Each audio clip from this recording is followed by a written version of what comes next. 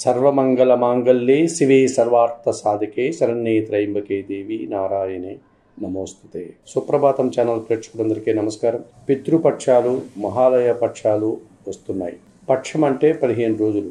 భాద్రపద మాసం పౌర్ణమి నుండి అమావాస్య వరకు ఉన్న ఈ 15 రోజులను పితృపక్షాలు, మహాలయ పక్షాలు అని పిలుస్తాం. భాద్రపద మాసం అమావాస్య రోజునే మహాలయ అమావాస్య అని కూడా అంటాం.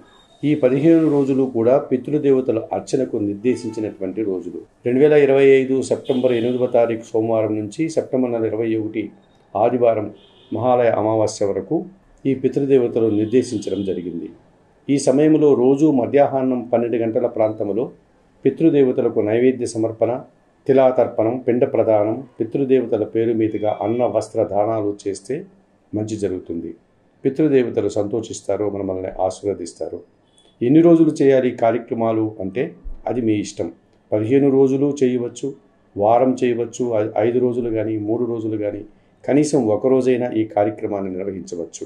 అది కూడా కుదరని వారు కనీసం చివరి రోజు మహాలయ అమావాస్య రోజైనా ఈ కార్యక్రమాన్ని చేయడం వల్ల మీకు శుభం జరుగుతుంది. ఎవరు పితృదేవతలు? మరణించినటువంటి మన తల్లిదండ్రులు, తాత ముత్తాతలు, బంధువులు, స్నేహితులు, సమాజంలో మనకు నచ్చినటువంటి పెద్దలు ఎవరైనా సరే వారందరికీ మనం ఈ పితృ కార్యక్రమాలు నిర్వహించవచ్చు. ఎక్కడ చేయాలి ఈ కార్యక్రమాన్ని? నదుల దగ్గరనో, చెరువుల దగ్గరనో, బావుల దగ్గరనో, నీటి వసతి కలిగిన పంట పొలాల దగ్గరనో, కనీసం మన ఇంట్లో అయినా సరే ఈ కార్యక్రమాన్ని సలక్షణంగా నిర్వహించవచ్చు. దేవతల కంటే కూడా అధికంగా పితృదేవతలు మనల్ని ఆశీర్వదిస్తారు.